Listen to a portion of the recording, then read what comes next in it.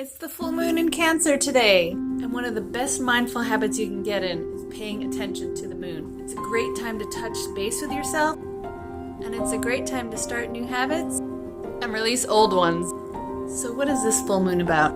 This full moon is about emotions. More importantly, emotional balance and stability and comfort. So let's dive in, shall we?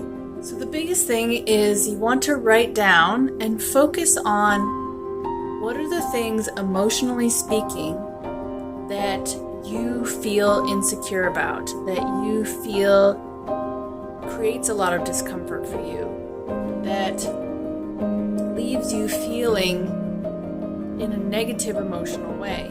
And you can break it down into 4 categories, whether that's health, money, relationships, and some other category. But really focus on the things that make you feel emotionally insecure, emotionally in a vulnerable place. Next, you want to focus on exactly the opposite of that. So on a separate piece of paper or in your journal, so something that you're going to keep and review on a daily basis, is write down the opposite of those things. So what are some things that you can do, or even just thoughts that you can think, or even gratitudes that you can circle back to, that you can read on a daily basis, connected to each one of those categories, that leaves you feeling the opposite of those instability emotions that are connected to the things that you don't want, that leave you feeling in an unstable, uncomfortable, unhappy way.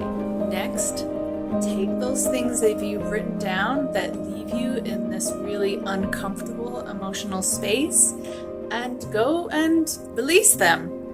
So release them in any way that makes you feel like you can let them go. So be sure to read them out loud and then release them. Traditionally, those things can be burned and, out in moonlight and burned after you've read them out loud and release them, and even say, I release these things. But you also can tear them up and put them out in a stream of water.